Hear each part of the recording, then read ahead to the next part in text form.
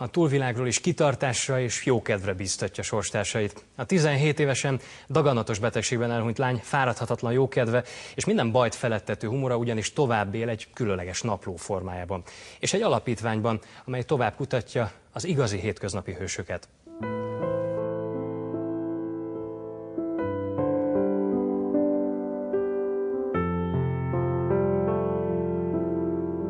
Éreztem, hogy egy láthatatlan erő távolít el bennünket egymástól, hogy már külön pályán mozgunk. Hiába kapaszkodtam Szandri kicsi hideg kezébe, hiába zokogtam, hogy ne menj el. Hiába kértem az Istent, már semmi nem segített.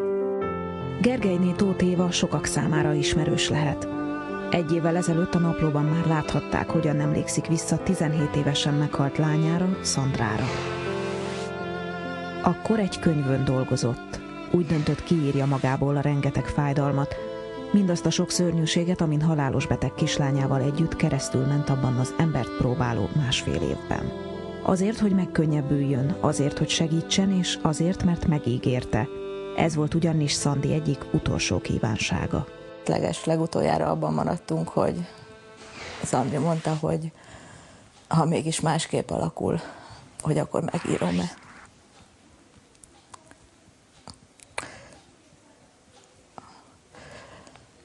És sajnos másképp alakult, és így, tehát úgy érzem, mintha az ő végakaratát teljesíteném ezzel a könyvírással.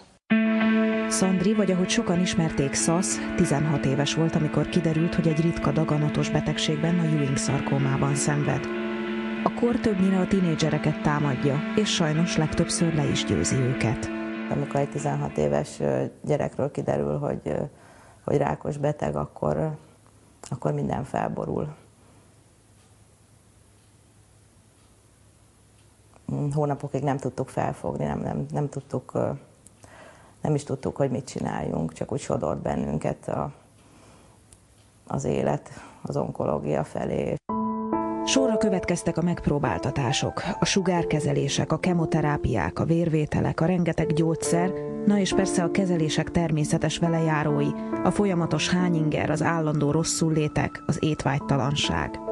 Úgy nem lehetett volna végigcsinálni sírva, meg remegve az egészet, tehát ehhez hatalmas erő kellett, hogy végig tudjuk csinálni. Úgy lehetett csak, ha hittünk és bíztunk benne, hogy meg fog gyógyulni.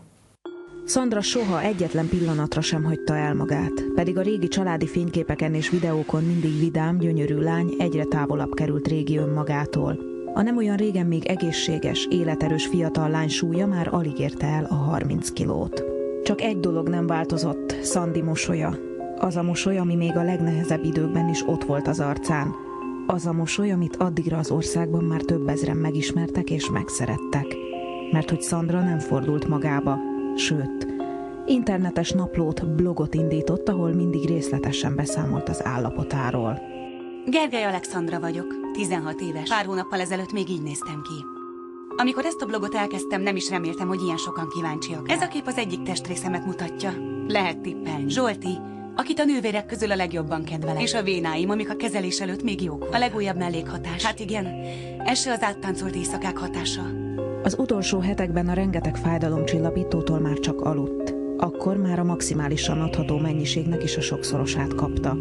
Míg végül 2007. február 7-én éjjel örökre elaludt. Szandra nélkül értelmetlenné, lényegtelenné vált minden. És ha egyet kérhettem volna, az csak is az lett volna, hogy soha többé ne ébredjek fel, azzal a tudattal, hogy meghalt a gyermekem.